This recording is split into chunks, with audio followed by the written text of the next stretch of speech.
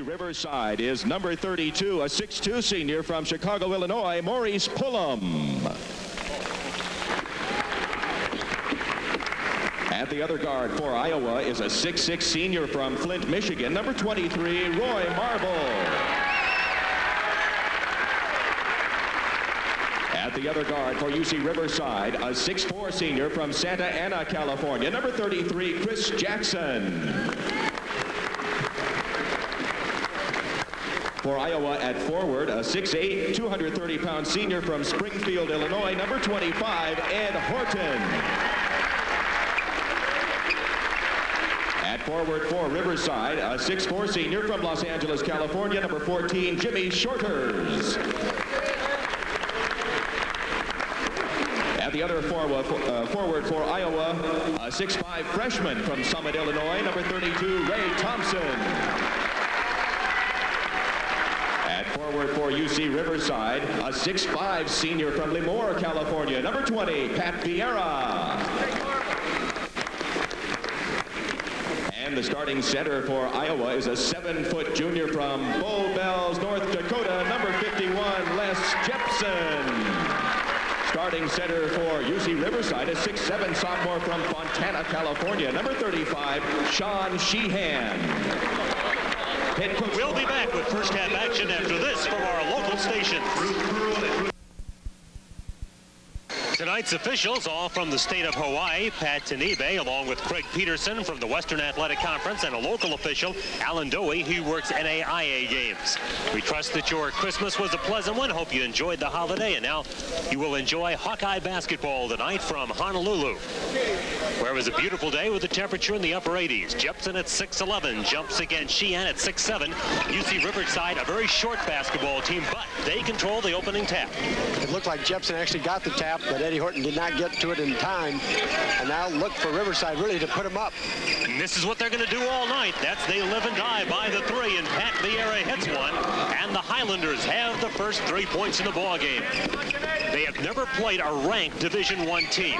Marble on the turnaround with the miss, and coming up with the rebound for Riverside is Pat Vieira.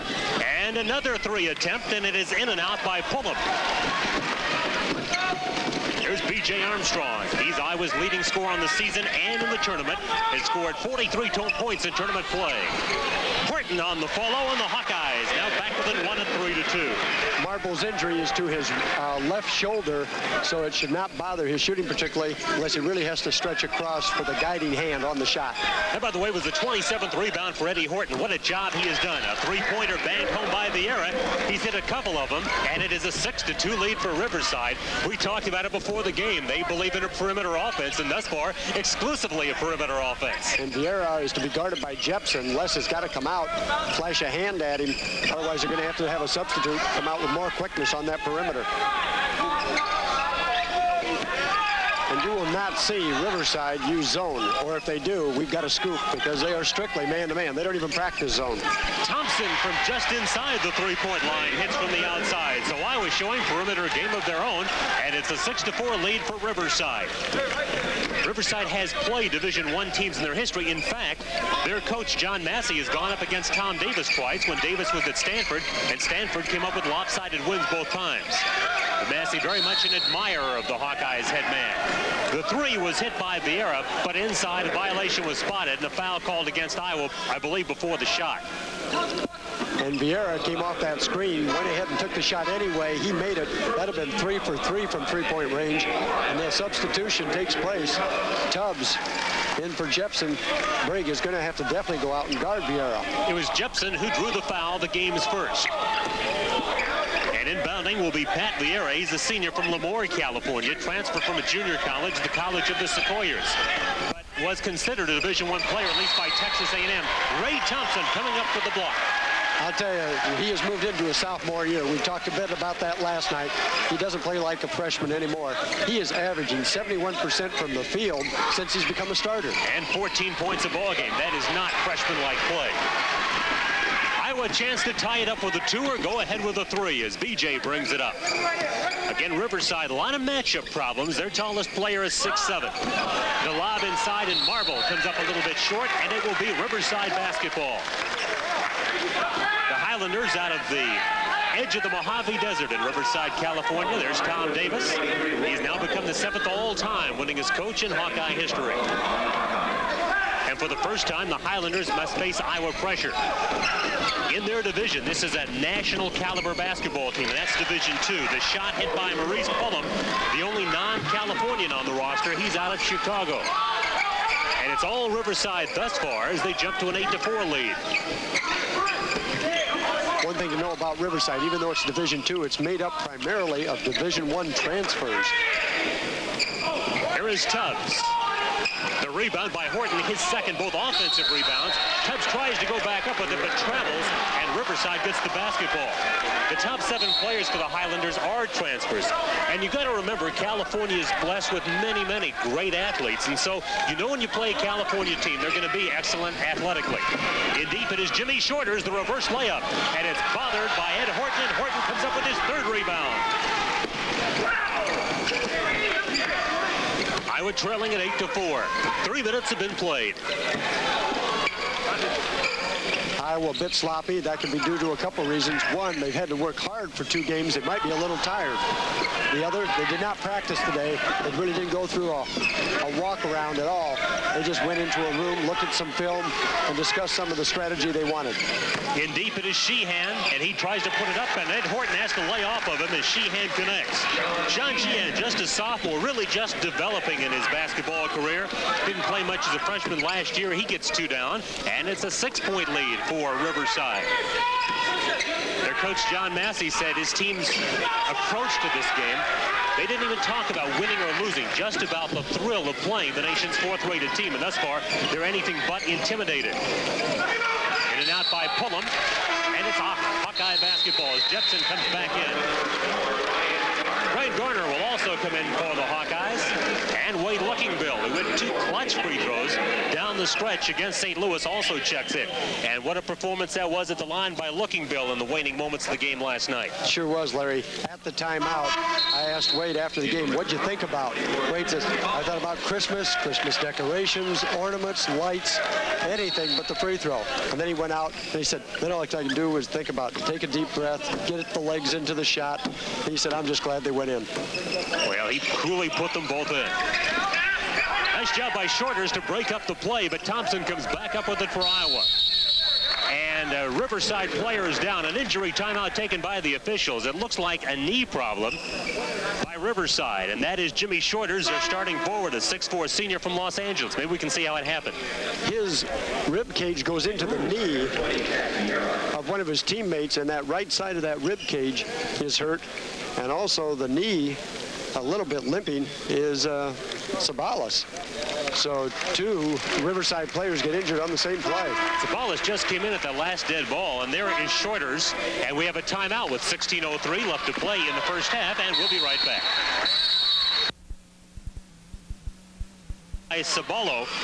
Sabalos is the leading scorer, but comes off the bench for Cal Riverside. And that's a long-time theory of Coach John Massey. He believes his second-best player should be his 6th man. That gives them a lift at a juncture in the game when he feels they might need it. Lookingbill fumbling the pass from Gardner. 15:44 to go first half, and the Hawkeyes down early by 6. Jepson, Moses, Thompson, Garner, and Lookingbill in the lineup right now for Iowa. So the only experienced player is Jepson, and he's not very experienced. Garner on the drive, and with the rebound for Cal Riverside is Maurice Pullum. In deep, goaltending will be called on John Thompson, and the basket by Sabalos good. Ray Thompson coming up with the goaltend. And the responsibility of the point guard is to get back. Brian Gardner did not get back for defensive purposes, and it took Thompson coming from behind to slap it away. They called the goaltending. Just had a look at John Massey in his 10th year as the head coach at Cal Riverside. Now the seniors have come back in for Iowa. Armstrong, Horton, and Marble are in. Ray Thompson, who started, is also there, and the only non-starter is Wade Lookingbill. He finds Eddie Horton. Horton with his own rebound. That is rebound number 4, basket number 2 for Eddie Horton. Well, there's no question about the quickness. Eddie Horton can beat his man inside. The Hawkeyes, though, have to look for some perimeter shots, have to get some rhythm going on their quarter court offense. You can't rely on just Ed Horton inside. Bringing it down is Chris Sabalos. He has a brother who plays at Cal Fullerton, and Sabalos started his career there. Hawkeyes with a 3 against 1 break. Horton getting the pass a bit wide from Thompson, and consequently it's stolen from behind by Chris Jackson. The other way comes Riverside, and a foul is spotted. Wade Lookingbill back there trying to stop the fast break of the Cal Riverside Highlanders. And the foul was called on Armstrong. Again, the responsibility for getting back on defense as Armstrong makes a flash at the penetrating Riverside player. But he's got to be able to either stop him, make the man pass it back, allow other Iowa players to retreat and get inside. Maurice Pullum, who scored 30 points in 2 games in this tournament, now has 3. Pullum started his college career at Wisconsin Green Bay and then went to Ventura Community Junior College and won a state championship in California before coming to UC Riverside. Thus far, Cal Riverside has led all the way. Their current lead is their biggest at 8. They had led by 8 at one earlier point in the game. Armstrong, good job to fake Pullum into the air, but can't buy the shot. Ceballos against Armstrong. And he is fouled. Shot would have counted had it gone. Moses commits the foul, and Iowa already guilty of 4. And it's pretty obvious at this point that Iowa probably did not take Riverside as seriously as they should have or could have. They are just not getting back on defense time and time again. Riverside has the numbers advantage. Ceballos, a super sub for Riverside, averaging 12 points. That leads the team, and also a team leading 5.5 rebounds. And a change for Cal Riverside is coming into the lineup is Steve Harrington. He's a junior from Riverside, averaging just a point a ball game. And he will take the place of Sean Sheehan.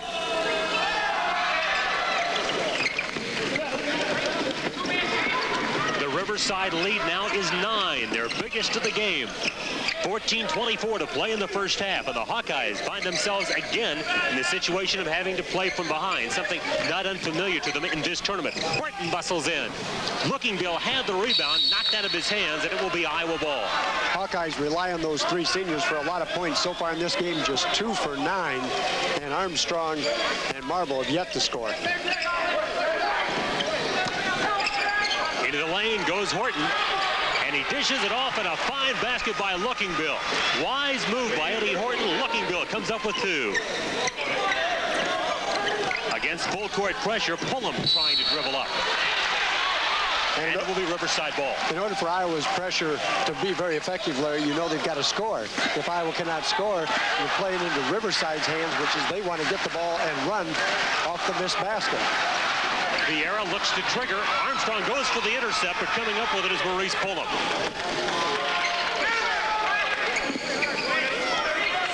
At the top it is Harrington. BJ now working against Ceballos. Ceballos 4 inches taller. And hitting the shot is Maurice Pullum. That is the 3rd three-point goal for the Highlanders early, and they now stretch the lead to 10. I was going to say earlier, as the foul is called on Riverside, and it's their first, and drawing the foul, Pat Vieira, is that a couple of things working against the Hawkeyes as Jepson comes in. One, that California teams always have great athletes. Second of all, how many major upsets occur in Hawaii? There seems to be something about playing out here, about trying to concentrate, about teams you haven't heard of, that makes some big upsets occur, and Iowa's got to fight through that. I think a lot of times you get teams you've never heard of. And when that happens, rated teams will take them lightly, plus the distraction of the beach and the warm weather in the middle of the winter back at the Midwest. That for like a California team, the weather's not a big change for them. Harrington with the foul, his first. The bench for Riverside wanted to travel on Jepson, who did a good job warding off the attacks of the Highlanders to keep possession of the ball. And now we'll go to the line. Les is a 50% free throw shooter on the season, 8 out of 16. Iowa down by 10.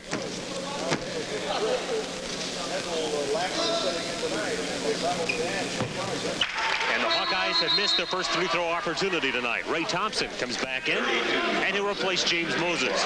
And that's a bit unusual, Larry. You just mentioned first free throw opportunity, 6.5 minutes into a game. Usually by now, Iowa would have had other free throw chances. In fact, in the season, Iowa has hit 207 free throws. Their opponents have only attempted 140. So usually the pattern is, as Mac described it. Iowa back to within 9. Ray Thompson comes up with a steal. Here's BJ finding Marble. First bucket for Roy, and Iowa back to within 7 at 18-11. Looked like Roy got away with a little hop jump to get himself in position to go up for that shot. Thompson nearly comes up with a steal. Pullum fires a three. Horton with the rebound. Iowa running now 4 against 3. And it will be given to Cal Riverside, and Roy Marble thought it was chopped away from behind. I would have to agree with Roy. Certainly looked like a Riverside player put his hand down in there. Whether Marble touched it last or not, I couldn't tell from this angle. Iowa comes up with a slick steal, and Ray Thompson hits the basket. Let's see if it'll count. He is also charged with a foul. The officials confer to determine if the Ray Thompson basket will count, and they indicate that it will. So Thompson gets his second basket and his first foul. Good deflection off the press. Marble makes a great pass, just a flick pass. The man moving over. Pretty good position. He may not have been there before the man had left his feet, though. Hawkeyes, full court pressure, another steal. Marble trying to control it. This is the stun and run offense of the Iowa Hawkeyes. And it has worked. Iowa a moment ago down by 10, now back to within 5. And a chance to continue the run with Jepson looking to trigger. Ceballos guarding Armstrong. And again, he has a 4-inch height advantage on BJ, but is not as quick. Off the pick by Horton. Armstrong will miss. Marble underneath. Marble hits the shot. The basket will count, and a chance at a three-point play. Armstrong got knocked to the floor, nothing called. And the Hawkeyes able to come up with an offensive rebound. Marble that time certainly stretched that shoulder up as high as he could go. Nothing seemed to be wrong with it at that point. Pullum picks up the foul, his first, Riverside's third. Marble will be on the free throw line when play continues, but right now scored 7 in a row after falling behind 18-10. Garner will come in the next time the ball is dead. Cal Riverside, a Division II power, winning 22 last year, and they've had the lead throughout the game thus far. Vieira misses, and the ball out of bounds, and in comes Brian Garner, and out goes Roy Marble. Well, the Hawkeyes have yet to make a shot from the line. 0 for 3. They're doing better on the glass. 6 offensive rebounds, but they've got to have them in there for putbacks, easy basket opportunities. I think Jepson got his second free throw, Max, so 1 out of 3 from the line. The 3 missing there by Chris Jackson. Armstrong in deep on a Hawkeye break. And Iowa back to within 1 after trailing at 1 point, 18-8. And as you call this stun and run offense and defense, it has worked thus far for Iowa. You can tell Riverside has not played against somebody like Jepson on the ball, again, deflecting it out. What you'll be able to watch is that Jepson will go on the ball, and they'll try and look for the angles. They will force the ball into the corners, and then look for a two-time there. Next shot just the way Tom Davis draws it on his board as he tries to explain it to his team. The scoop shot missing by Jackson, and Iowa can take their first lead in the game.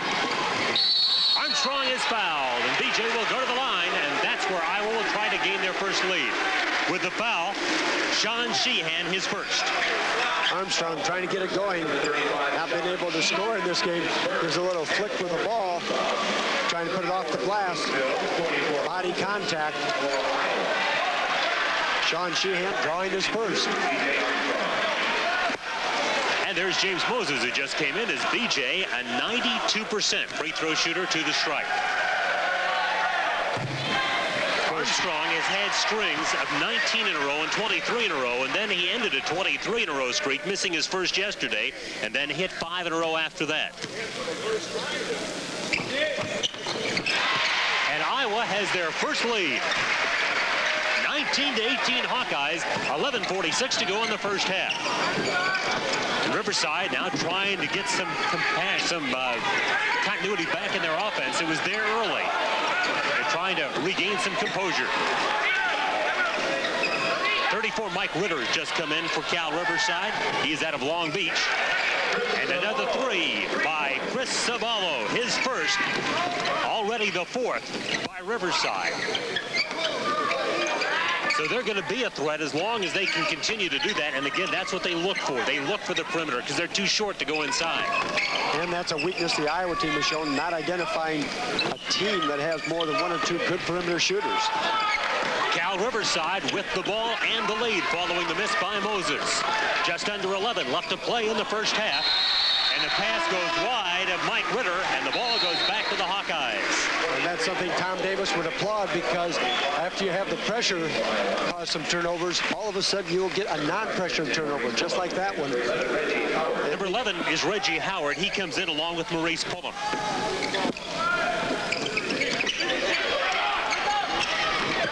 Here's Horton, a clear out on the left side. He walks, and the ball goes back to the Highlanders.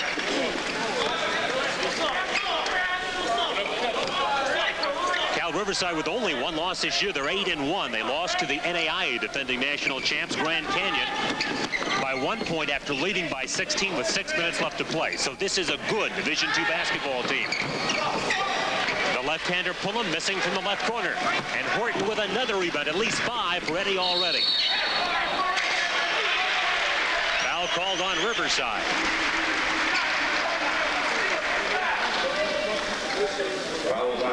Reggie Howard draws a personal. Garner trying to come down and create something. He had Looking Bill on the left and Moses on the right. Ends up not being able to even get rid of the ball. Man just grabbed his arms. Marble in deep, what a move. You've seen him before if you followed the Hawkeyes, and there's just another in the series. 6 for Roy. The game's tied up for the second time, even at 21.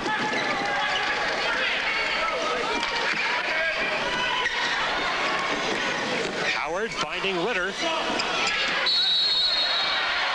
virtually all the Riverside baskets come from the perimeter. Crowd thought that should belong to Iowa, but that's not the way the officials saw it. B.J. Armstrong back in for Iowa, as there's the bench of the Highlanders.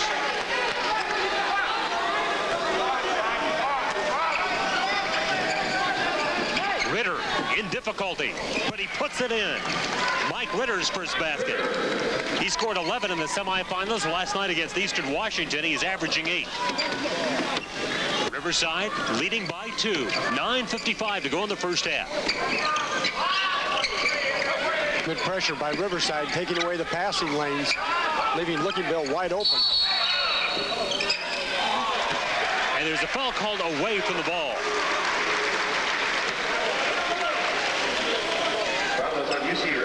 Sabalos picking up the personal. Inside activity. Didn't really seem to be any more than what you'd normally expect on the interior. Marble trying to dish off, but nobody there. Coming up with the interception, Sabalos. Howard missing the 3. And Riverside will have another crack at it. Coach Davis talking to him about grabbing the basketball. Don't deflect it. Get 2 hands on it. Like that. Like Wade Looking Bill just did. Armstrong the lob for Marble. And he tries to save it, and he gets fouled. Horton got bumped by Ritter. Ritter tried to put on the brakes, but his momentum carries him into Horton, and he picks up the foul. His first and the team's 7th. Eddie on the end line on his tippy toes and gets chested out. A good call. Can't blame Ritter for the effort, I suppose. He saw that Eddie was teetering towards tumbling out of bounds, and he tried to nudge him and not get caught. He wanted to make sure that Eddie did go out. Ed Horton's had quite a tournament against St. Louis last night. 13 points and 12 rebounds in the opener against Eastern Illinois. 16 points and 14 rebounds. And he has 5 points and 5 rebounds in this game. Into the lineup for Cal Riverside comes Ken Schiermeyer, a sophomore from Concord, averaging 1.2, and Les Jepson into the Iowa lineup, and Wade Looking Bill will go out. Early on, the Hawkeyes were around 30%, and even in this run, they've moved up to just like 38% in this first half. And this is a team shooting 53% on the season. Horton with a pair of free throws for 6 points, and the game is tied up at 23. And again, big Les Jepson on that ball out of bounds. Again, Riverside just hasn't seen anybody. He's 7 foot. Hard to throw it over. Pullum bringing it down. And now Riverside will look for that perimeter shot. The three is left short by Pelham. The follow by Sabalos. Nice touch by Sabalos. Used the glass, gave a little head fake to Eddie Horton.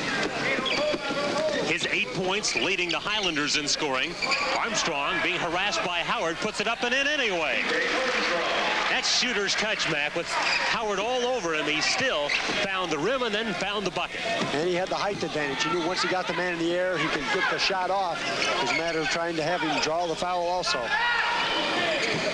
And Sabalos hits a three, his second three-pointer of the game. He has 11, and Riverside is a team already 5 three-pointers. It's an interesting offense. Put 4 people above the green line and just fire away. Boy, if you recruit shooters, or you have to recruit shooters to fit into this system, don't you? It's not a defensive ball club. Horton wheels into the lane. Iowa plucking down the rebound. Marble came up with the rebound. And it will be Hawkeye ball. 8 minutes, 18 seconds left to play as Marble will now lead the Iowa attack. And Brian Garner has come in. And Shorters, who was hurt earlier and has not returned, now going to the locker room for Cal Riverside, is Ed Horton. Wheels in from the left side and gets his third basket and his 8th point. And with this lineup, this is where you see Armstrong at the quick forward position. And Tom Davis does that for a couple reasons. It really puts pressure on the defense. That was your swim team, your Iowa swim team, here cheering on the Hawkeyes again. As I was saying, Armstrong going to the quick forward position forces the defense to look for a new place for Armstrong to attack. Totally different than when he's at the point guard position. Reggie Howard misses. Horton with rebound number 6. Armstrong. And BJ is on one of those flurries that he tends to get into. That is his 8th point, 2 buckets in a row. And the Hawkeyes lead at 29-28. 7.5 to go in the first half as the 3 is hit by Pelham. The 6th three-point goal by Cal Riverside. That's what's keeping them in the game. And in fact, in the lead at 31-29. You ever seen a team look for this many three-point shots? It must be something about Southern California, because Cal Irvine does the same thing. And we have a timeout with 7:18 to go in the first half. It's Riverside by 2. Mac and I will be right back. I'd like to remind you that after the game, Mac and I will be naming a True Value player of the game, so stay with us for that announcement. Recounting Ed Horton's rebounds, he now has 8 points and 8 rebounds. And 4 of those the offensive glass. Moses has it knocked away from behind. Coming up with the block, Chris Jackson. Jackson and Moses familiar with each other. They played together in a summer league. Of course, Moses from Southern California. In deep, it is Marble. 8 points for Marble. And now all 3 members of the senior class, Armstrong, Marble, and Horton, have contributed 8 points apiece. And Riverside doing something you don't want to do against the press, passing backwards, but there they have no choice. When you pass backwards, you also can break pressure, because then it gives you time to reset your offensive threat against the Iowa defense. Number 20 is Pat Vieira, who started, hasn't played for a while, but has just come back in following the timeout. 35 is Sheehan, the starting center. Riverside now putting some more motion into their offense for one of the first times in the game. Well, they held it for actually probably more than 15 seconds. First time that's happened. In fact, the shot clock is now down to 10. They certainly haven't seen the shot clock in single digits until now. It is down to 5. Ritter leaves the 3 short. The rebound by Pullum. And Maurice Pullum has been tough on Iowa thus far. He has 2 3-point goals, 2 2-point goals, and 2 free throws. And the concern for the Hawkeyes not getting rebounding out of the guard position continues. Almost a steal by Riverside, but number 43, Brig Tubbs, who's just come in, comes up with the loose ball. Just under 6 minutes to go in the first half. Iowa trailing it 33-31. The Hawkeyes have had 2 short-lived leads, but for the most part, it has been Cal Riverside with the advantage, opening it early, 18-8 lead. Marble in deep, and when they get the ball into Roy Marble in that area, he is almost unstoppable. That's a big-time athletic move. And it takes great strength in your upper body to be able to do that and show the ball 2 or 3 different times. 5th tie of the game. Pullum hits the 3. Unbelievable outside inside shooting by Cal Riverside. Their 7th three-pointer of the first half. Like I said, the last time I saw this was UC Irvine, with a man named Scott Brooks who put it up like that.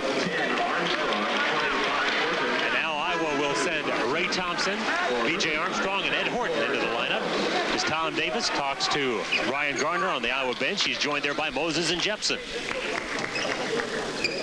There's the coach of Cal Riverside, John Massey. What a job he has done. He's a graduate of UC Riverside and has had this team win league championships 3 of the last 5 years. Off the screen by Horton, Armstrong.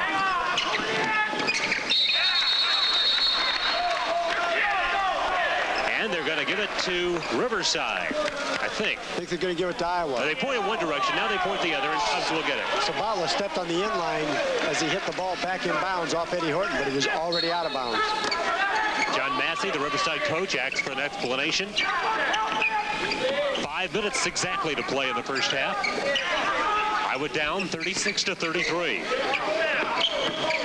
Armstrong, Thompson, and Ray Thompson has hit his 3rd basket.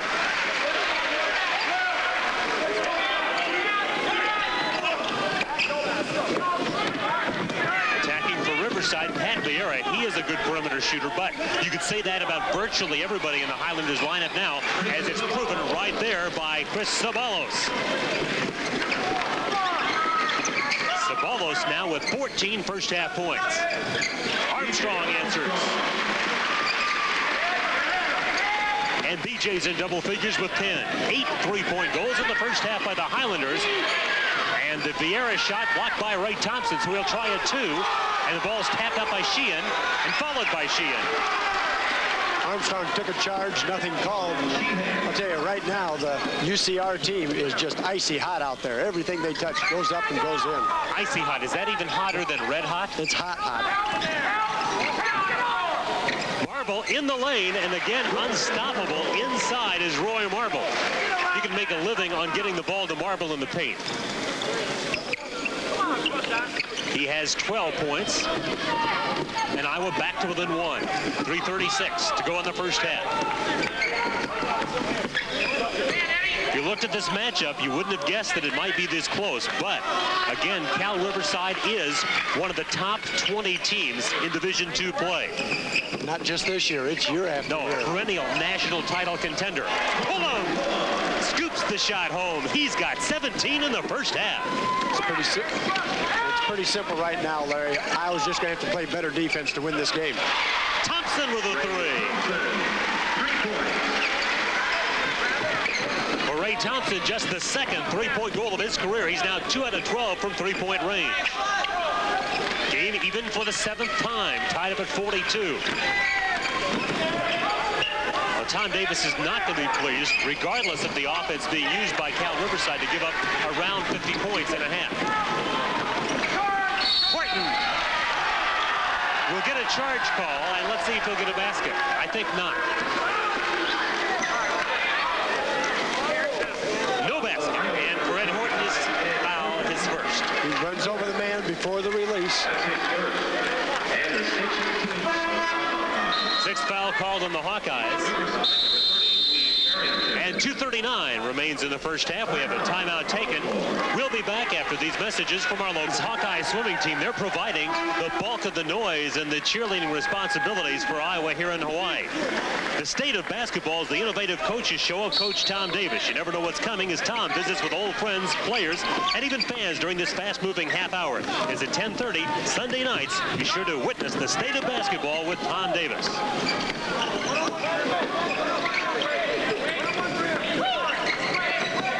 Riverside and Iowa tied at 42, 8 ties in the first half. Trying to unknot the score, and doing so is Steve Harrington with a 3, the 9th 3-point goal of the game for the Highlanders. I'd like to go to one of their practices. I mean, they just have ball boys underneath the net. I'll bet you they do. Well, they have had very few baskets in the paint. Here's Moses coming through the back door to lay one through. And that was left-handed.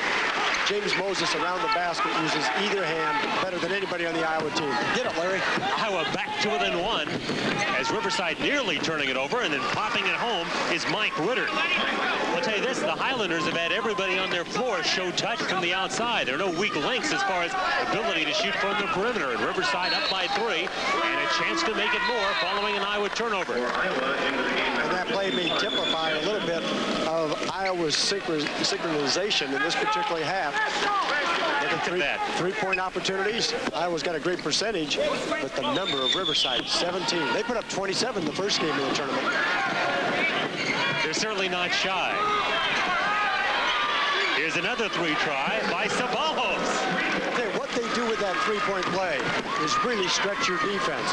And you're not used to going out guarding 4 people to do that. You don't mind guarding 1 or 2. The type of teams Iowa usually will see in the Big Ten will have a couple shooters. They don't have 4 like this. Moses to the lane. 2 in a row for James Moses, the freshman from Gardena, California. And this is a game that Moses would like. It's up and down, freer tempo. Gets him into his offensive flow. How much defense being played by either team has witnessed the score 50-46 in favor of Riverside into the final minute of the first half. Without looking, I would guess this is the most points I was given up in a half this year. I believe you're right.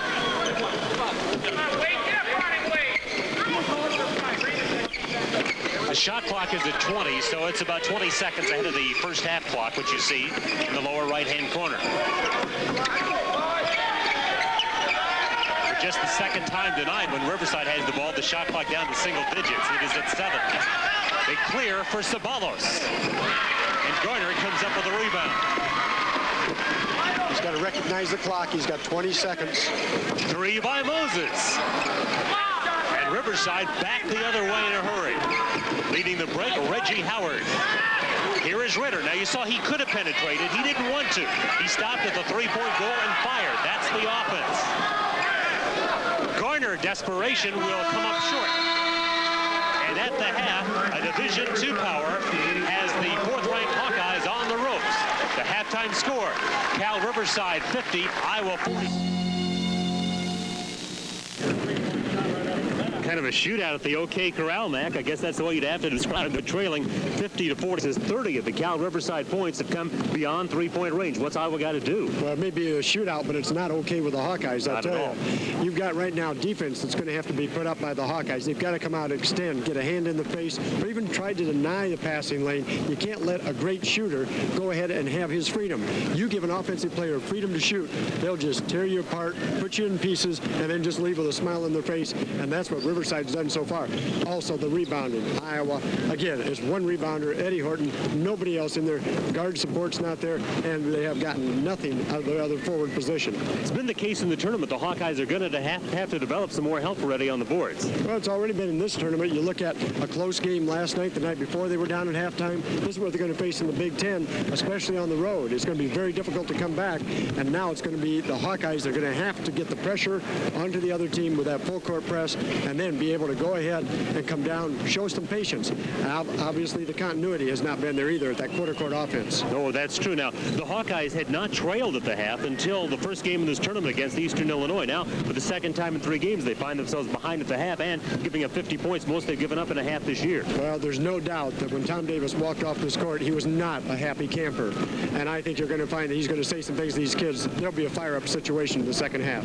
One of the Hurt Hawks, Michael Ingram, will join us on our next segment of Halftime. We'll be back when that's the situation Mac and I are in as Michael Ingram joins us. And Michael, you're no stranger to these things, are you? No, that's my major in college, communications. It's in radio, TV, and film. What do you want to do with it someday? I'd be like you guys. You mean the easy job, the easy money, huh? Oh, yeah. Relax, go to Hawaii, get paid. Yeah. It isn't bad, is it, Mac? It certainly isn't. One thing, Michael, about your background. Unfortunately, when you came out of high school, did not qualify right away to go to a 4-year school. Went to a junior college, but you did get out in 1 year. Yeah, unfortunately, I didn't have a 2-point. I was close coming out of high school, but at that point in time, I wasn't truly interested in school, and I didn't know the true value of an education. But Bobby Knight suggested to me that if I really wanted to play college basketball, that I try graduating junior college in 1 year. And I took 19 hours, 21, 21, and 19 in successive semesters just to graduate in 1 year. It was worth it, though. And that was 2 summer schools and then the 2 semesters during the regular school year. Yeah. and then the opportunity went to Missouri and now found your happy home at Iowa, but you're only going to have 1 year left as far as eligibility athletically. Yeah, but you find some magical numbers in one. You know, never know what could happen. Could be the best year of my life. Good. We hope so. Yeah, that's a good attitude. And what do you kind of have to take that attitude when you have an injury before you, like has happened, don't you? Yeah, because if I start looking at the down points, then the 1 year I have left won't be as fun, you know, considering the fellas helped me out a lot, you know, saying keep my spirits up and everything else. And other than that, you know, everything has got to be from me, and I think I can handle it. And when the injury occurred, you were really starting to put it together, weren't you? That's the most disappointing part. It wasn't that I'm not as good a player as most people expected I was. It's just that I wasn't, you know, ready for Coach Davis' system. But as soon as in practice and in game situations, you know, I was getting along better and better, and then the injury came. Michael, lots of luck to you. Hope that the injury comes along just fine. We look forward to next year. All right. I'd like to wish my mother, if she's watching, a Merry Christmas, and also Ann Mayberry and her family a very Merry Christmas. Okay, Michael, that saves the long-distance charges. Scoring game, Hawkeyes down by 4 at the half, and of course, basketball has different ways of getting things done. The Hawkeye offense in the first half basically came inside. Well, as you look at that, Larry, Iowa continually has been an inside team, where they go inside first with the outside option second. Marble, doing what he does best, has come off that block. And he's done that about 3 or 4 times in the first half. Now, let's take a look at the way that Cal Riverside has done it. It's been just the opposite. They have gone from the perimeter. It's fly time from the corner. I'll tell you, this team does not take layup practice. That was Maurice Pullum who hit that one, but so far what we've seen of Riverside is that just about everybody on the floor for them can hit from three-point range. And they will continue to do that. They've got great confidence in it now. They've got great rhythm. Until Iowa can take that away, there's no reason for them to change, because even if they start to miss 1 or 2, they have such confidence that Iowa's not defended it well. They'll stay at it and keep putting them up. So the emphasis is on the Hawkeye defense in the second half, and they will try to come back from this 4-point, 50-46 deficit. The Raycom Sports Network.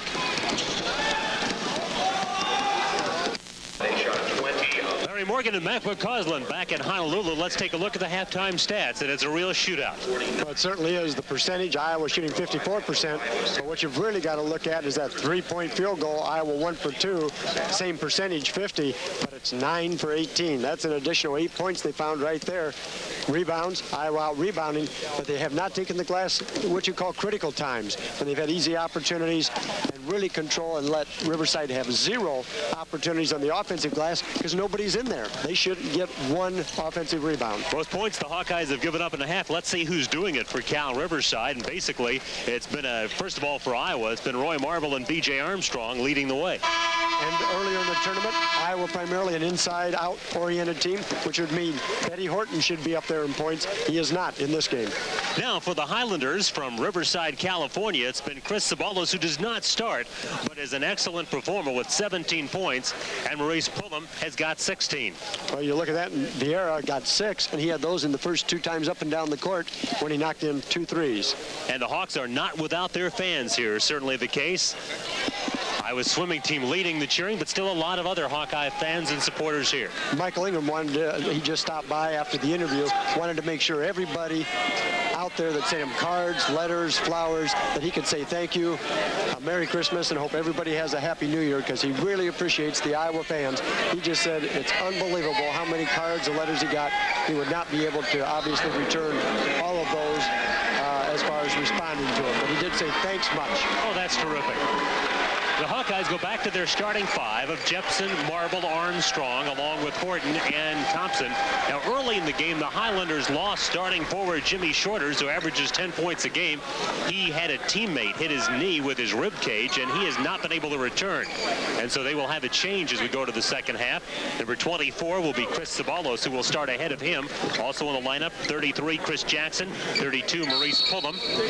And rounding it out for Cal Riverside, 35, Sean Sheehan, and number 20, Pat Vieira.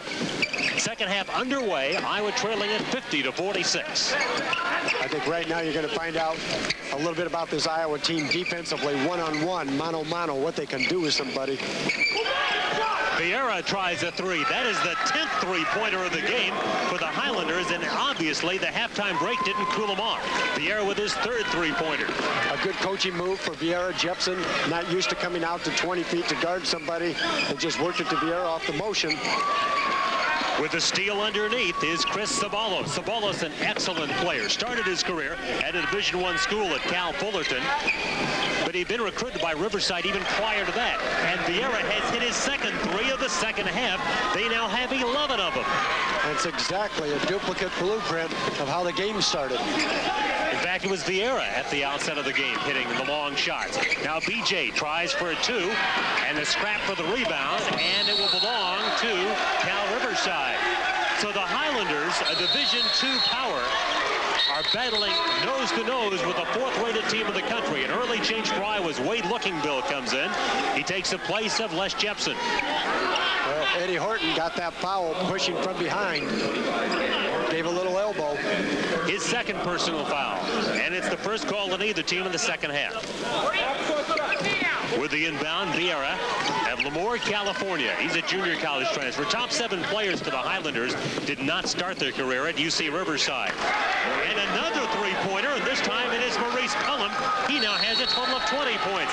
And Tom Davis has got to change something, so he calls for an early Armstrong to get Iowa's first 2 points in the second half.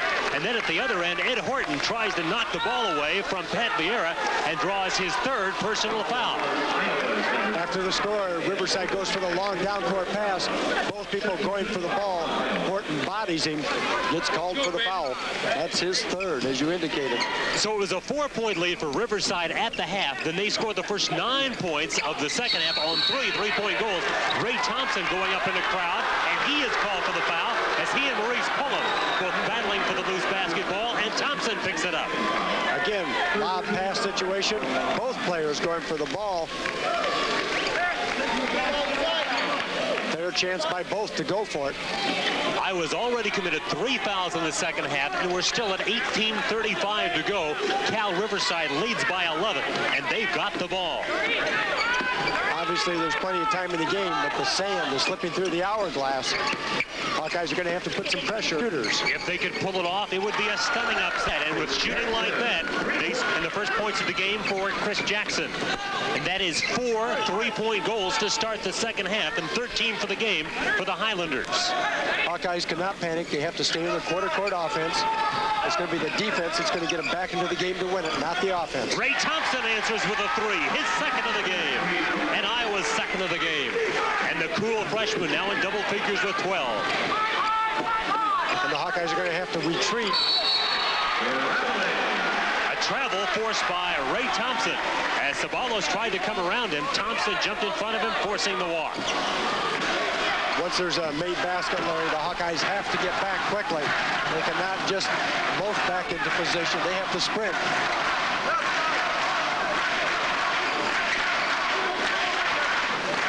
17 minutes, 38 seconds to go. Posting up is Roy Marble, tries to spin in against the double team. He comes up with a miss, and with the rebound, Cal Riverside. Plucking it down was Chris Jackson. Jackson out of Mater Dei High School in the Los Angeles area, one of the renowned high schools for basketball in Southern California. That is Sabalos.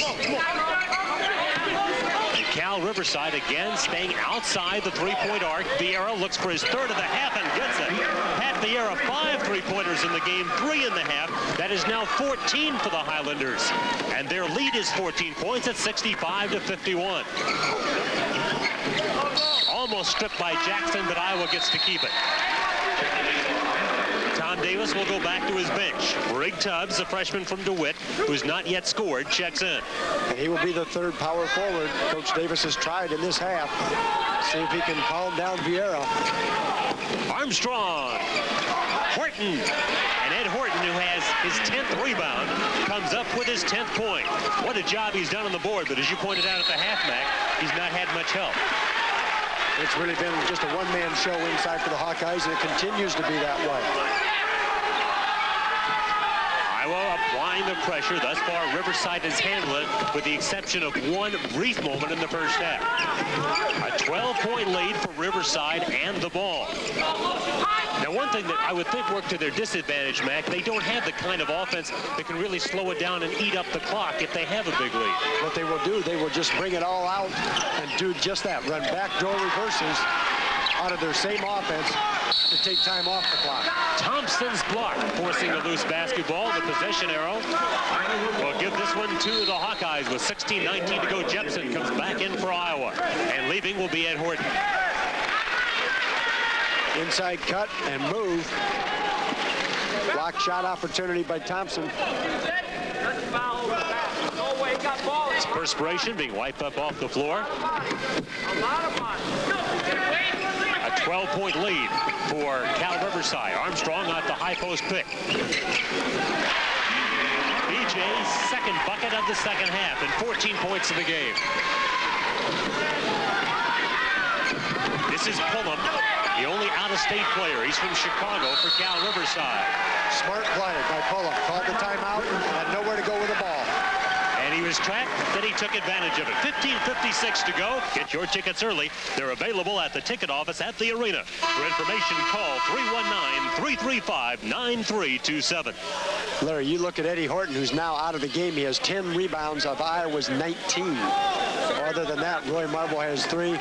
Nobody else is really providing that strength. Now you have Tubbs and Jepson there. They both have to contribute off the glass right now. Hawkeyes have not lost this year. Cal Riverside has lost just 1, and that by a point. 15:47 to play as play resumes. Pullum looking in against Armstrong. Again, the three-point goal, the story of the night for Cal Riverside. And Vieira shoveling it back outside, chasing it down Chris Jackson. They really run a nice weave with curl cuts down the middle if you decide to take away the passing lane. They backdoor you right down the lane. Pullum forces a shot. And Pullum, the left-hander, puts it in from the right wing for his 22nd point. He comes in averaging 17. Now you know the definition of icy hot. Boy, I guess.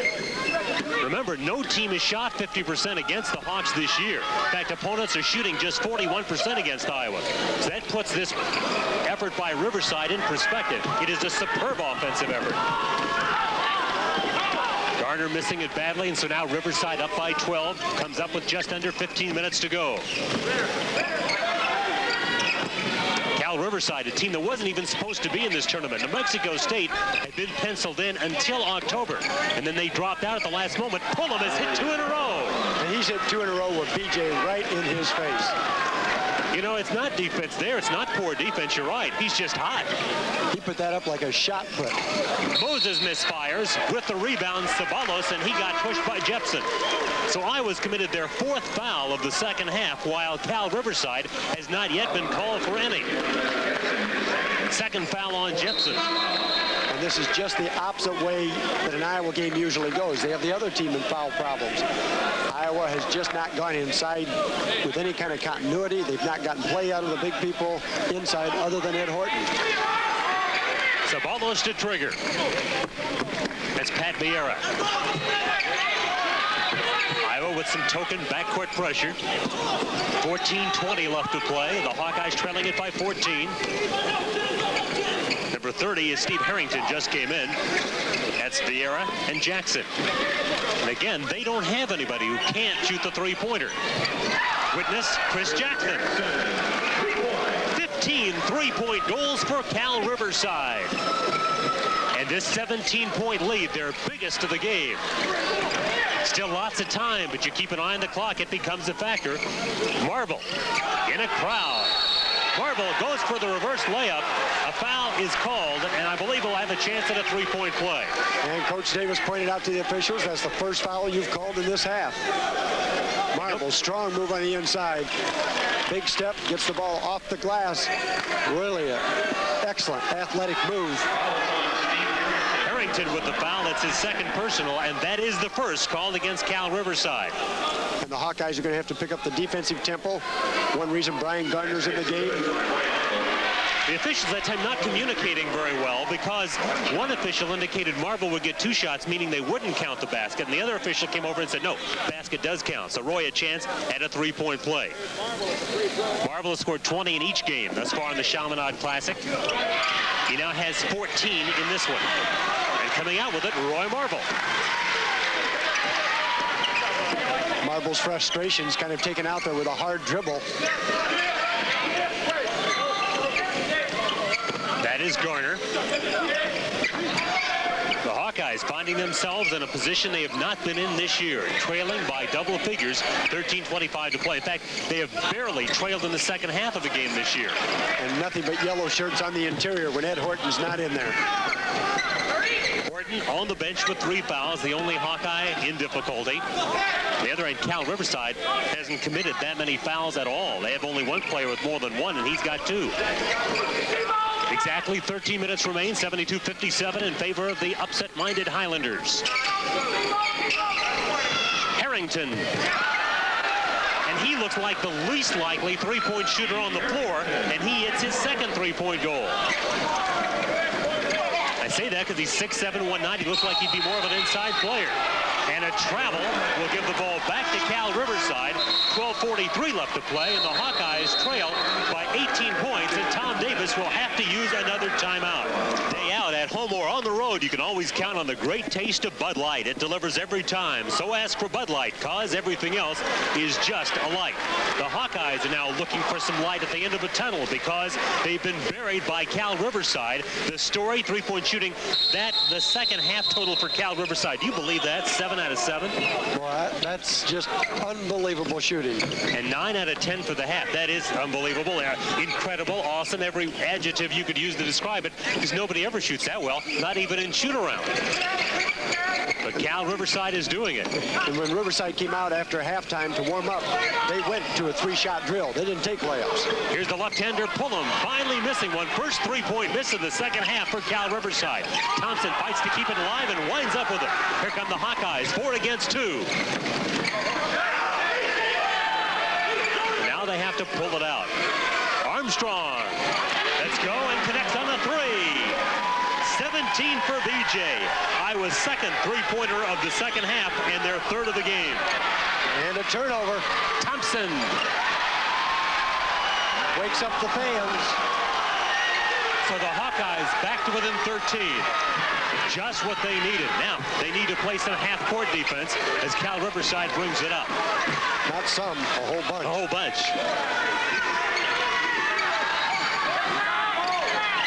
Pullum fires it inside, and banking it home is Mike Ritter.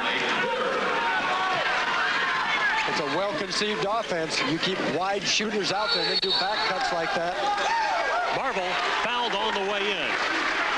A blocking foul spotted on Chris Jackson. It'll be the first on Jackson, just the second on Riverside. So the Hawkeyes are a long way away from going to the foul line in the bonus. Marvel showing the ball, being able to step inside, going up,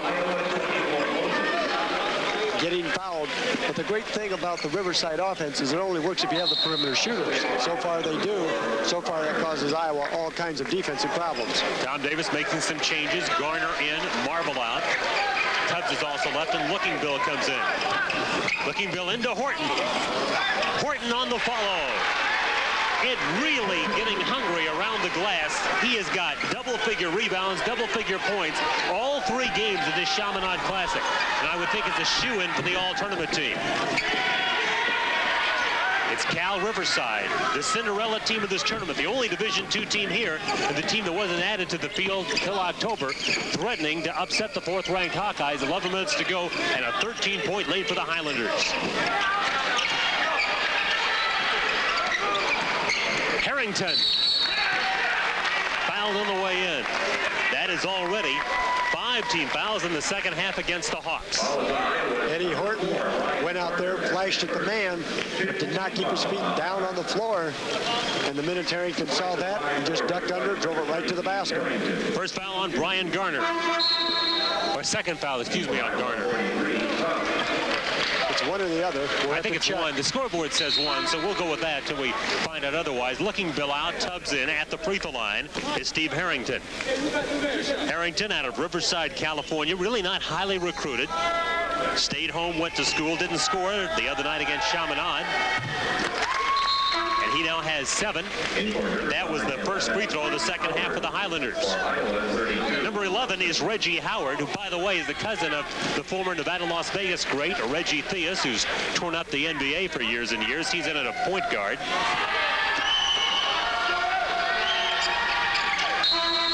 HArrington with his 8th point, 10:48 left to play, and it's a 15-point lead for Cal Riverside. Marble checks back in after just a quick little stint, sitting down, catching his breath.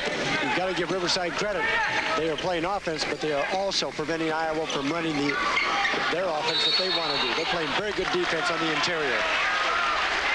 And a foul spotted against the Highlanders. You know, you look at the Cal Riverside bench, they don't look like they're excited. They don't look like they're surprised. They look like this is kind of what they expected, and they are certainly playing it very cool and calm. Either that or they're stunned.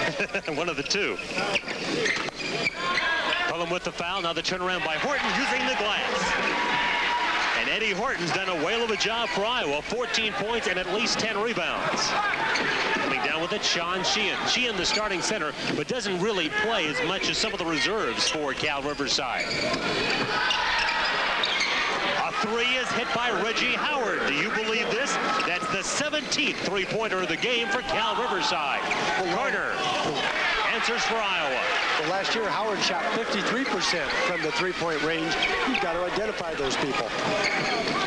Got to identify all five is the Hawkeye problem. They're down by 14 with exactly 10 to play. And Riverside showing no intent to slow down and eat clock. They're just pumping and hitting, and that was Pullum, and Pullum now with 26. 9:44 to go, and Cal Riverside already has 84 points. And Tom Davis teams just don't give up this many points. But tonight they've run into an incredible shooting performance. Greg Tubbs nails it. His first basket. Greg could look for that shot a lot. Riverside really sags in, trying to take away the inside game of Marble and Horton. This is Howard stepping up for a three. 18 three-point goals for Cal Riverside. And the Hawkeyes are on the ropes. 9 minutes to go. Inside with the foul is Sean Sheehan. And I know there's teams like UNLV and Oklahoma and Irvine that put up a lot of three-point shots. They're the inside game again for Marble.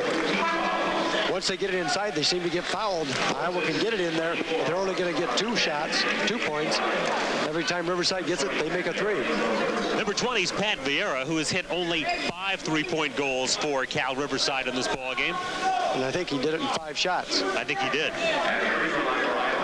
But I was going to finish the thought. I know other teams put up a lot of three-point opportunities, but I don't know how many teams have made 18. Marble is 0 of 3 from the free throw line. This is a young man hitting 83% from the line and is 0 of 3 from the line tonight. Now you can't help but wonder, and not to make excuses, if that isn't somewhat of a fatigue factor. 3 games in 3 days in a warm and humid climate. And you might say Cal Riverside faces something similar. As you pointed out, they're from a warmer climate. They're used to warmer gyms and warmer temperatures. And again, that's no excuse, but that is something to consider. And I think the mental aspect that they were just maybe not ready to quite play this game at the very onset. And again, John Massey, the coach at Cal Riverside, said, we're not talking about winning or losing. All we're talking about is the great opportunity for the first time in our school history to play a ranked team, a ranked Division I team. Here's Howard. He'd hit 2 in a row since coming off the bench from three-point range. Finally misses. And inside, Tubbs gets knocked to the deck, having been fouled by Sheehan. Sheehan with his 3rd, and Cal Riverside with their 5th. It's been a long time since Iowa's even had a chance for a rebound. Tubbs does grab the ball, position, tries to tear it away, and gets fouled. Chris Jackson comes back in as Sean Sheehan becomes the first player for Cal Riverside with more than 2 fouls. Can you believe, Larry? 12 minutes into this half, Iowa has 3 rebounds. In fact, there are very few aspects of this game I can believe, Mac. Off the pick by Horton, Armstrong hits the back rim, and Reggie Howard comes up with a loose basketball.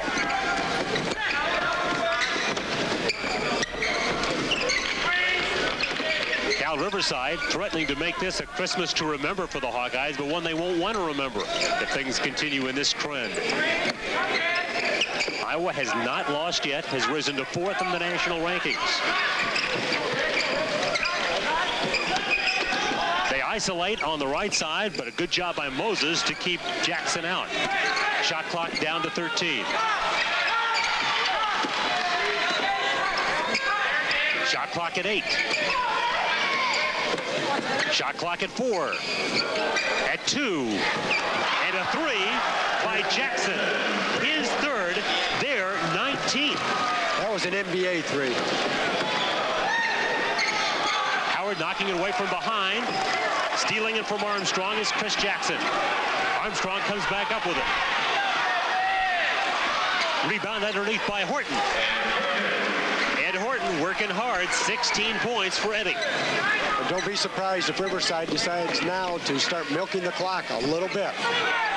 Take off 20 or 30 seconds. I would think the tough decision there is, do you go away with what brought you this far, though?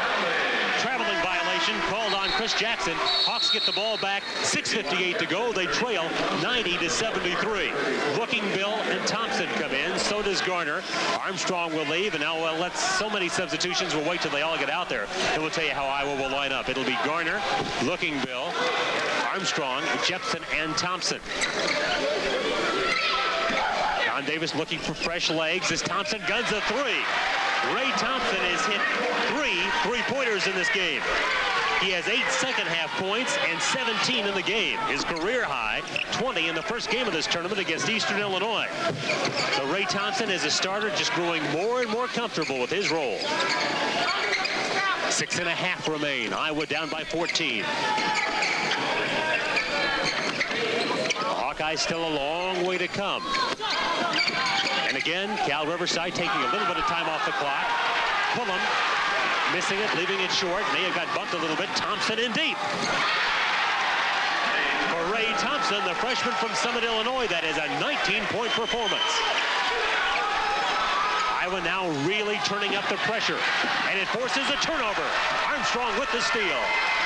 Thompson for another 3. Looking Bill. And Looking Bill fouled from behind.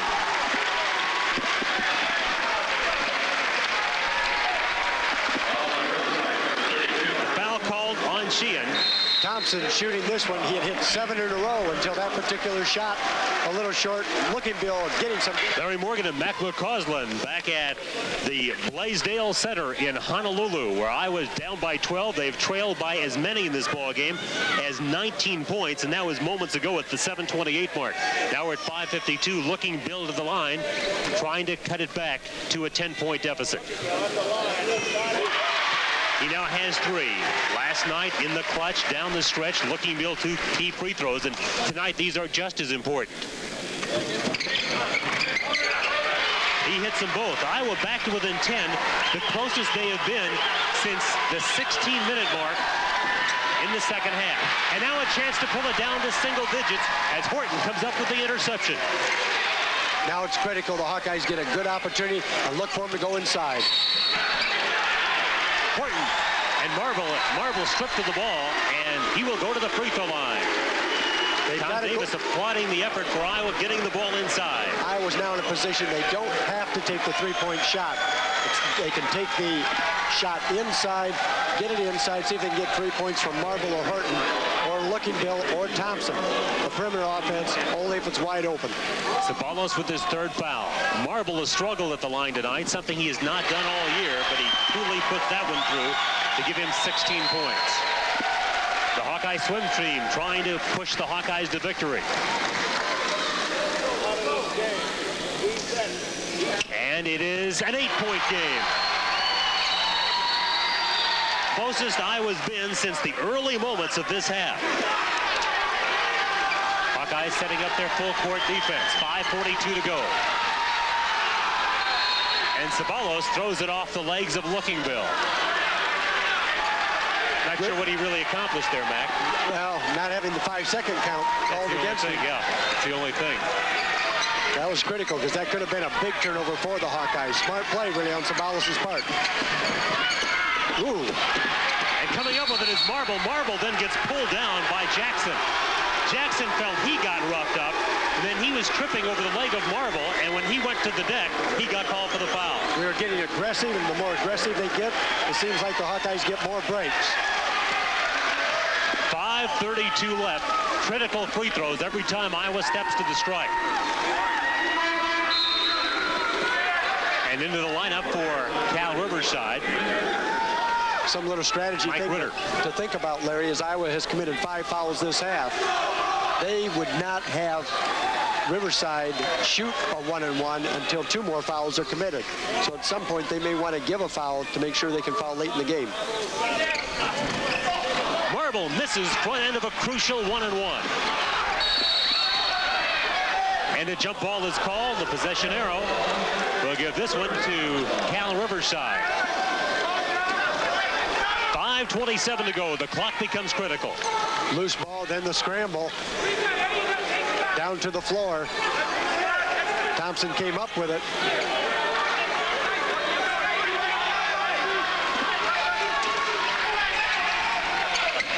Horton goes for the interception and comes up with it for a moment, and then it is poked out of bounds. Last touch by Iowa. It belongs to the Highlanders. Eddie Horton had the right idea, and he was certainly in the right place. Good effort on the Hawkeye defense. You can just tell the intensity's picked up on the defensive end of the court. And it hasn't been there until just this last 2-minute period. Hawks have cut a 19-point deficit down to 8. 5:20 now remains. At the top is Jackson. 19 3-point goals by Riverside, their story. Sabalos inside, blocked by Marble, but saved in the corner by Ritter. The 3 by Pullum. Now I was almost going to have to pitch a shutout the rest of the way. They are down by 11. 4:55 to go. Armstrong with a 3 try. Looking Bill with an offensive rebound. Looking Bill wants to go up again. And now the foul's beginning to mount up against Cal Riverside. They'd stayed away from the fouls, but as Iowa forces the ball inside, Cal Riverside now reaching, trying to knock him out. Looking Bill just puts the hard hat on and goes to work on the inside. 2 strong offensive rebounds and gets fouled. Vieira with his second foul. Ryan Garner comes in. Brig Tubbs about to come in as Wade Looking Bill goes to the line. Brig Tubbs will come in for Looking Bill if he makes the free throws. Brian Garner in there for defensive quickness. Looking Bill now 15 out of 19 from the line in his Hawkeye career. 3 of 3 tonight, 5 points, right at his average for the freshman from Fort Dodge. Tom Davis trying to pull his team back. They're down by 10 with 4:46 left. And Looking Bill hits another. Into the lineup comes Brig Tubbs. And out will go Wade Looking Bill. A good job by Looking Bill, just playing the 4 position, the power forward position tonight. He'll get back in as soon as possible, probably. Riverside is becoming a bit more tentative and looking for that shot. And credit part of that to the aggressiveness of the Iowa defense. They are not getting the early 3-pointers. Here's Vieira trying one. And coming up with an offensive rebound, Sabalos. Big rebound for Cal Riverside right there. Maybe the biggest basket of the game for them thus far because it keeps Iowa to a double-figure deficit with 4:17 to go. Tubbs looking for Horton, but it's deflected from behind, and it is last touch by a Hawkeye, and so it's a Riverside ball with 4:11 to play. Looking Bill and Marble now come back into the attack for the Hawks. Tubbs will leave. Tom Davis gives a good round of applause. Ray Thompson also checking out. As Moses chasing the ball as Pullum is double teamed. Iowa swarming to the basketball. Ritter holds up behind 3-point range. Exactly 4 minutes remain. And the 3 is hit by Jackson. He has 4 3-point goals, all in this half. That is 21 in the game for the Highlanders. Marble tries to answer with a 3, and Pullum's got the rebound. 3:44 remains, a 14-point lead for Division II team Cal Riverside. Again, the last team to be invited to the ball. They were not added to this tournament field until October when New Mexico State dropped out. Nobody expected Cal Riverside to get into the final, and nobody expected them to have the 4th-rated team in the country on the ropes, but they've done all that as Marble draws his first foul. And now it'll be the next foul, a 1-and-1. That will just be another team foul, just the 6th. Marble reaching from behind. With the inbounds, Chris Ceballos. He has scored 18 points. Maurice Pullum with 29, leading the way for the Highlanders. For Iowa, the leading scorer, the freshman Ray Thompson with 19. That is Reggie Howard. Now they're trying to get a little time off the clock as they get more movement and more weaving into the offense. 3:05 shows on the clock, 20 seconds show on the shot clock. Next basket by Riverside gives them 100.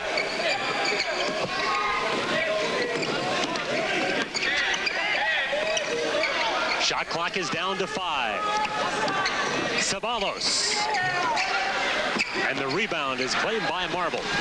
And you will see that every time now that Riverside gets a hold of the ball, unless they get a layup. They'll take off 35 seconds, 40 seconds. Armstrong being fouled on the way down by Reggie Howard. Howard with his second. And the Hawkeyes have the player they want at the free throw line, one of the best in the country, B.J. Armstrong. Obvious advantage. Now the Hawkeyes have a chance as B.J. drives, gets fouled to try and score points while the clock is stopped. And that's exactly what Riverside doesn't want. If they give up points, they want to do it with that clock moving. Looking Bill back in for Iowa. Armstrong with 25 and 18 in the 2 previous games in the tournament, and now 18 in this one. 2:36 left to go. Hawkeyes down 13. Now they will have to look for some three-point opportunities. Iowa has 2 timeouts remaining. Cal Riverside has 1 left. 19 for Armstrong. Iowa to within 12 with 2:36 to go. On the inbound, that is Jackson. That is Howard. Pullum, he's been the leading scorer. Right there to put it in for Cal Riverside is Mike Ritter. Sometimes things just don't go right. I have no idea why Pullum took the shot. Marble missing, and a foul spotted on the rebound scramble against Iowa. In there, pushing, trying to get the rebound, Ed Horton, and he draws his 4th foul. Eddie clears him out. Gets called for the push. Horton, by the way, 16 points and 12 rebounds. Most points the Hawkeyes have given up this year. In fact, the first time that opponents have scored more than 80, and that was St. Louis last night. And there is a man who's trying to direct what I think you might call the upset of the year in major college basketball if it occurs. I don't think there's any question about it. If Riverside continues to have the lead and ultimately win the game, it's the biggest upset this year, and it's one of those that go down in the history of the Chaminade Tournament that seem to occur over here. It's the thing that John Feinstein writes about. Ritter, 2 free throws, 102-86. Riverside, 2:14 to go. Horton. And with the rebound is Pullum. And another thing that Riverside has done well is rebound with a much taller Hawkeye team. A team that perennially is one of the top 20 rebounding teams in the country. Was number 14 coming into this tournament, but Cal Riverside has battled them on the glass. And now Thompson fouls.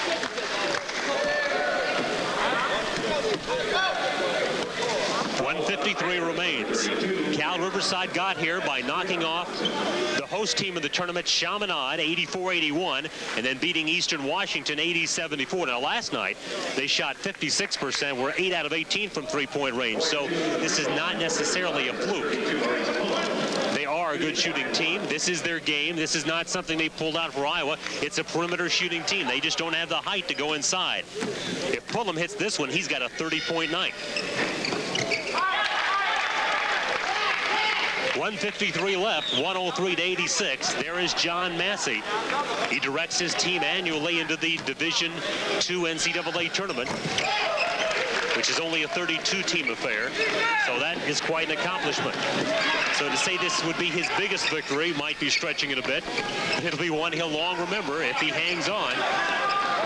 And with 1:43 left, the Hawkeye task becomes ever so difficult. And Zavallo hits for Riverside, 20 points.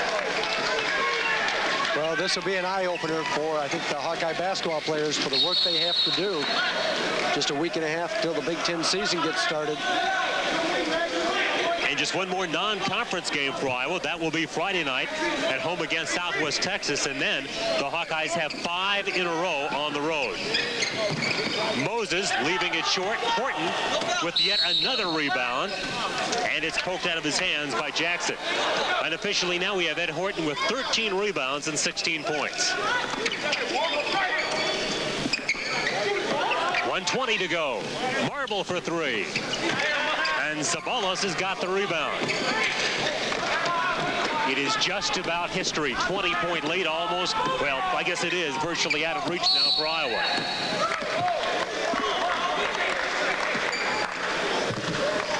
At the free throw line will be Cal Riverside as Tom Davis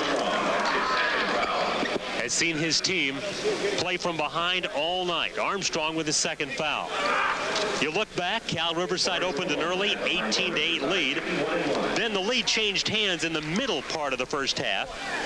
Iowa's last lead came with approximately 4 minutes to go in the half. The first half, that is. At the half, they trailed 50-46. Cal Riverside the first 9 points in the second half, and Iowa's been playing catch-up ever since. I tell you, you've got to also understand, at the beginning of the season, Tom Davis also knew he would have nights like this, or similar at least, the fact he had so many freshmen. And one of those bad dreams came true tonight. The freshmen, some inexperience in some areas, and Iowa's an upset, obviously, and probably, as you say, the biggest upset in the country. But a fluke, no. It's a good Cal Riverside team, a team that every year competes for the Division II championship, and it's no fluke. It is an upset, but no fluke. It's a different type of team than Iowa sees. As we indicated, some of the California teams play like this. Loyola Marymount, UC Irvine, UC Riverside. You'll see a lot of points being put up by the athletes and shooters. In the Big Ten, it's more of an inside game.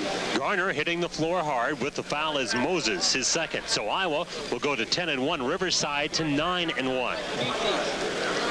And it is difficult to defend people that want to shoot that perimeter shot from all 5 positions. And it just is not something that Iowa's used to. As we said, it's a learning experience for the freshmen. Now they can go home, get squared away, get their mind set on Southwest Texas and then Michigan State into the Big Ten season. 33 points for Maurice Pullum to lead Riverside. This is Mike Ritter. He has 11. 49 seconds remain. Tom Davis, behind him, Bruce Pearl, about to see Iowa tumble for the first time. Kind of an ironic thing about Cal Riverside. Coach John Massey's children go to a Catholic school in the Riverside area. The principal of the school, a sister Marilyn, is an Iowa native and one of the biggest Hawkeye fans around, according to Massey. In fact, she's getting a souvenir of this tournament, a program autographed by Tom Davis. Horton hits the follow shot, his 18th point. Hawks will use a timeout with 39 seconds to play. They're down 110-90 and will return in just virtually all the way. They're about to post what Mac and I at least would have to consider, and I'm sure a lot of people would agree, the biggest upset in the country thus far this year. Number 55 is Scott Sallow. He's in along with number 44, Cliff Fontenette. They're in so they can experience a part of one of the all-time big victories in Cal Riverside history. And not only is Cal Riverside not beaten a top 20 team, they never played one prior to tonight. I'll tell you, they have a well-conceived offense. As long as they can shoot and make that three-pointer, they're again going to be a national power, Division II. And Iowa exposed a weakness where they're really going to have to work on the perimeter defense. It's just that simple. By the way, don't take our word for it. Look at the agate lines in the paper when they start publishing Division II rankings after the first of the year, and you will see Cal Riverside will be way up there. Horton. And Ed Horton with 20 points and 12 rebounds. Eddie has had a good tournament. No question about that. I'll tell you, there is an interesting point brought out. Jerry Strom helping us do stats. He said now Cal Riverside is going to have problems scheduling Division I teams, and he's absolutely right. Already has. John Massey telling us earlier today he'd love to play Division I teams. Nobody will play him. Now you see why.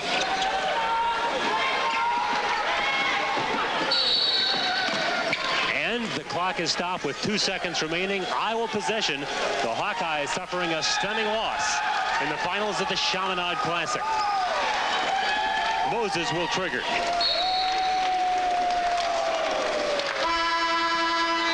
And it is all over And when the score of this one is flashed, it will reverb around the nation, a major upset. Our True Value Player of the Game, Ray Thompson, the freshman, just gets better and better. Well, 19 points. He was able to hit that outside three-pointer. Got 3 of those, a couple rebounds, 4 steals. As you said, he does get better and better, and that will happen with the Iowa Hawkeyes. Fans shouldn't be down too much. There will be nights like this, and the Hawkeyes will come back next week, Southwest Texas State. And Brian Garner getting cracked on the jaw in the waning moments of the ball game, putting some ice to it as he goes to the locker room.